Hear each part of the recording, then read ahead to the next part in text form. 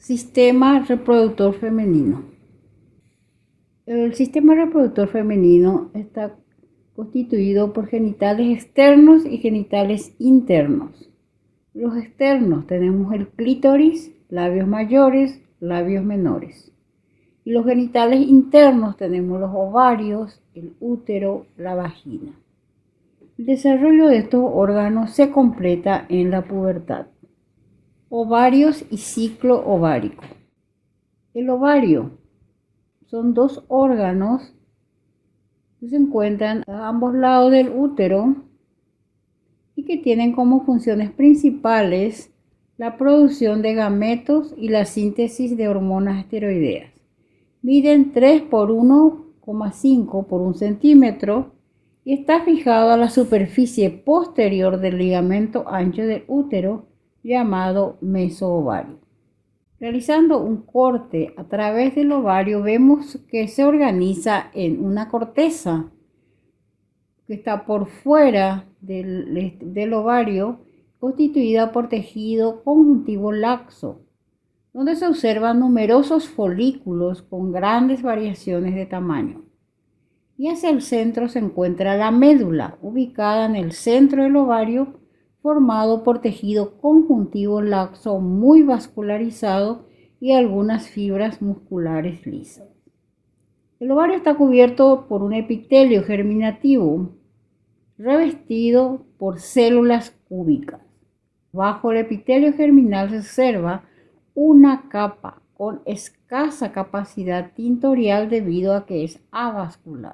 Por debajo del epitelio germinal se observa una capa de tejido conjuntivo cuyas células no se tiñen bien debido a la falta de vascularización. Formada por tejido conjuntivo denso, tenemos la túnica albugínea. En la corteza del ovario vemos entonces los folículos de diferentes tamaños. El folículo primordial, el folículo primario, el folículo secundario, el folículo maduro y el folículo totalmente maduro, que es el folículo de De Graaf, dentro del cual se encuentra el ovocito preparado ya para la ovulación. Vemos el folículo roto y la eliminación del ovocito secundario, preparado ya para la fecundación. Una vez eliminado el óvulo, el folículo se transforma en un folículo hemorrágico y esto a su vez en un cuerpo lúteo que está capacitado para producir hormonas.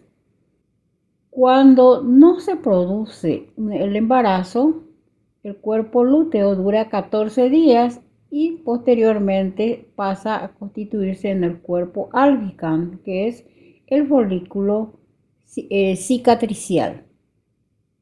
Si se produce el embarazo, tiene una duración mayor y mantiene el embrión hasta que se desarrolle completamente la placenta. Las etapas iniciales de la ovogénesis ocurren durante la vida fetal, cuando las divisiones mitóticas aumentan masivamente la cantidad de oogonias. Durante la vida fértil, una mujer produce aproximadamente 400 óvulos. Cada ovulación, varios óvulos se ponen a madurar, pero no todos llegan a la madurez total y muchos de ellos se pierden por atresia durante este tiempo. La mayoría de los ovocitos primarios que hay al nacer, que se calcula que son entre 600 y 800 mil, no completan la maduración. Desarrollo folicular. Los 3 tipos básicos de folículos ováricos son los primordiales, en crecimiento, primario, secundario y el folículo maduro o de De Graaf. Los folículos primordiales aparecen en el ovario durante el tercer mes de vida fetal. Las oogonias proliferan y sufren la profase de la primera adición meiótica, deteniendo su desarrollo en la fase de dictióteno. En el ovario maduro, los folículos primordiales están.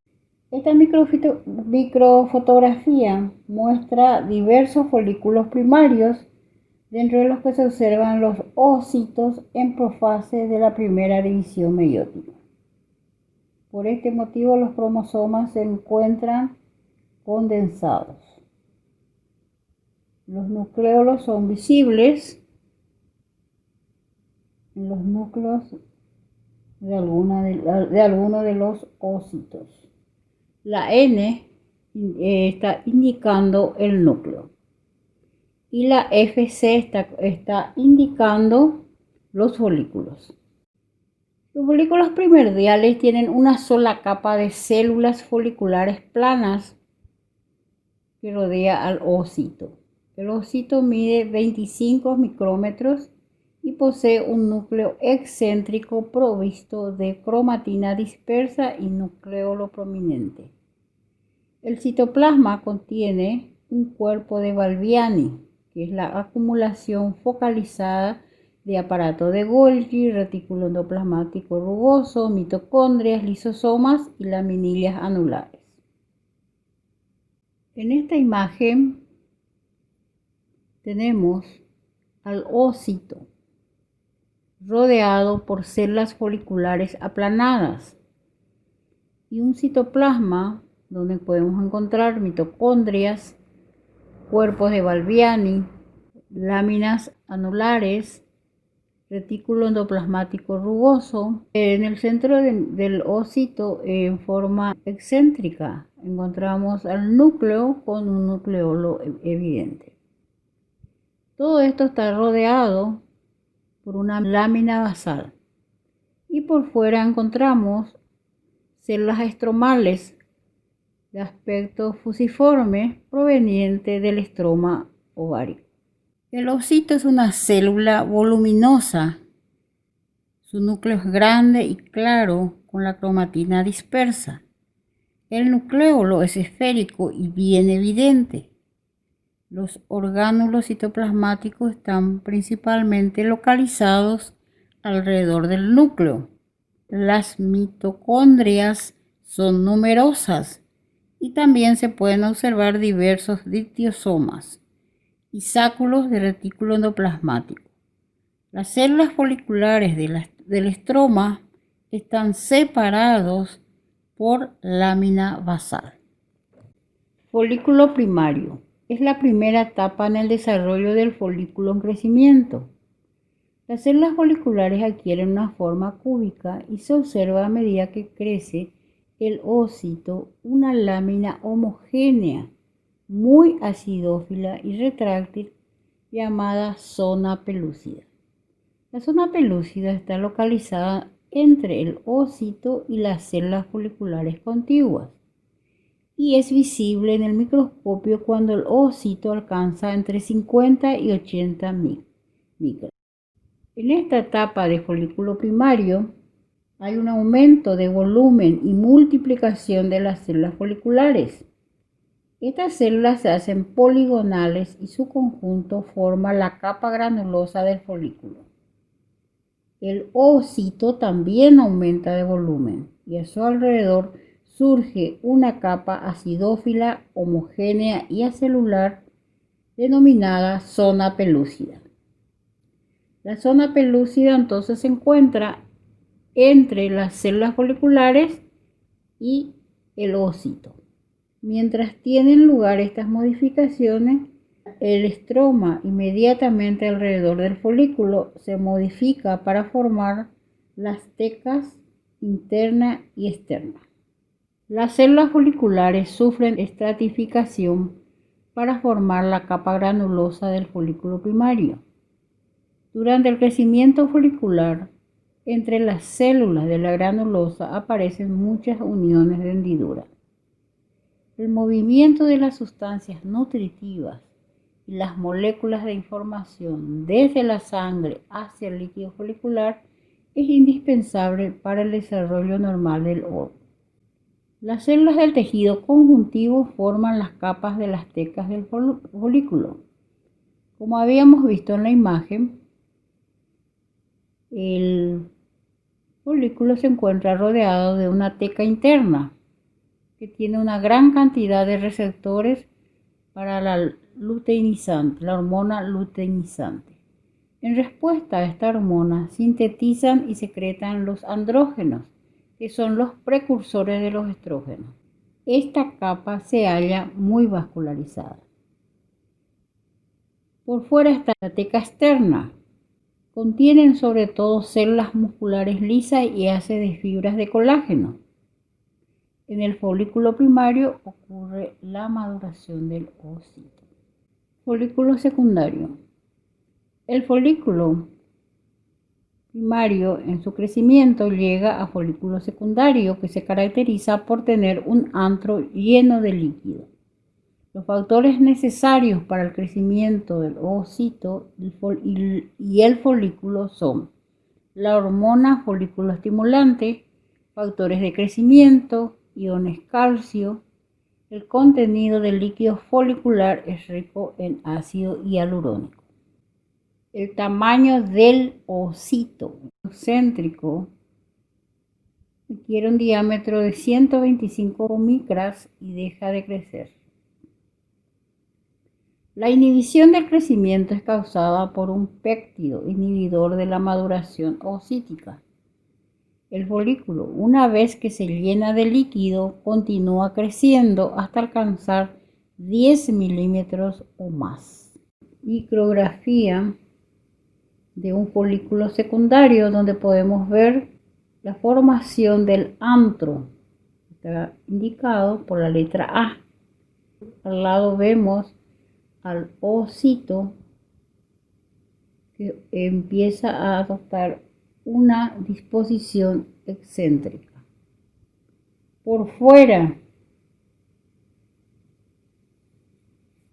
tenemos seguimos teniendo la teca interna y la teca externa.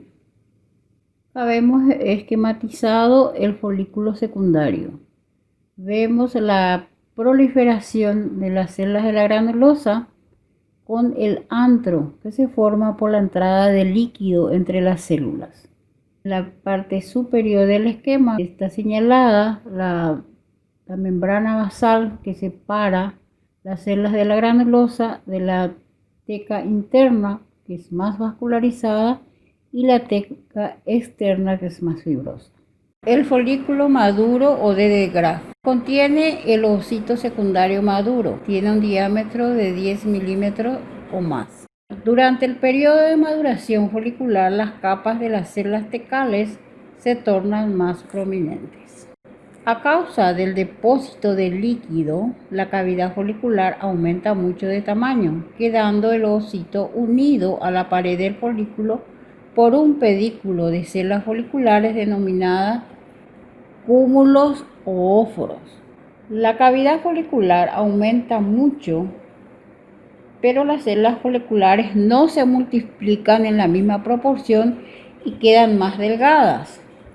En la imagen vemos entonces al folículo rodeado de una delgada capa de células de la granulosa.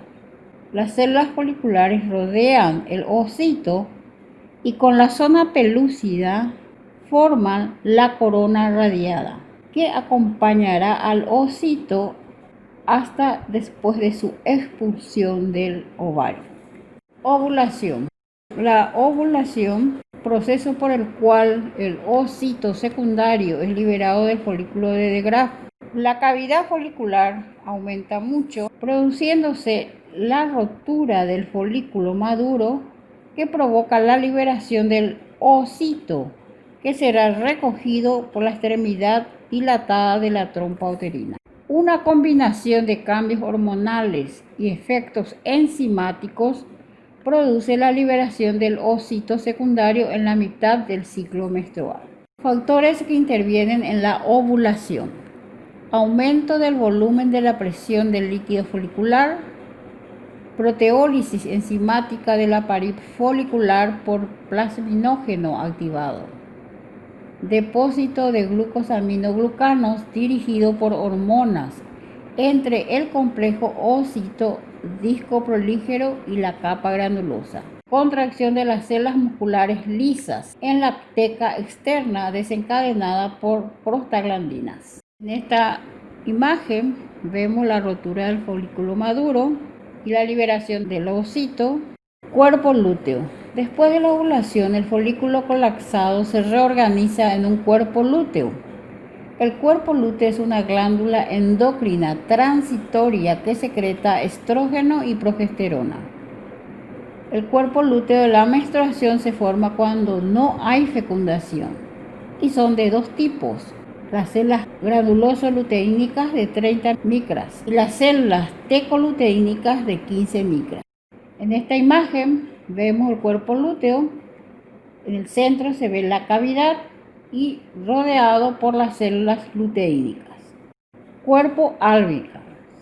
Cuando no hay gonadotropina coriónica humana, el ritmo de secreción de progesterona y de estrógeno declina y el cuerpo lúteo comienza a degenerarse en 10 a 12 días después de la ovulación, cuando no hay embarazo. Sufre una involución lenta, se llenan de lípidos, disminuye de tamaño y sufren autólisis. Y aparece una cicatriz blanquecina e hialina que persiste en el ovario durante muchos meses.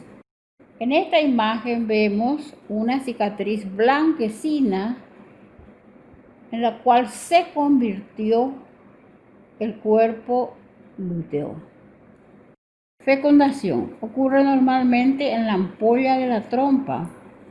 A su llegada, el espermatozoide penetra la corona radiante, donde ocurren los pasos finales de la capacitación del espermatozoide.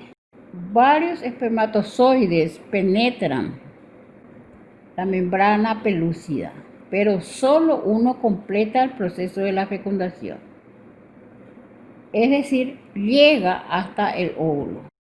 Ocurren 3 reacciones para impedir la polispermia, o sea, varios espermatozoides fecunden el huevo. Bloqueo rápido de la polispermia. Reacción cortical, donde interviene el calcio, y reacción de zona. El cuerpo lúteo del embarazo se forma después de la fecundación y la implantación. Las hormonas que producen son luteotrofinas, estrógenos, factor de crecimiento insulínico de tipo 1 y 2, hormona gonadotrofina coriónica, hormona luteinizante, prolactina e insulina. Atresia. La mayoría de los folículos ováricos se pierden a través de la atresia mediada por la apoptosis de las células de la granulosa.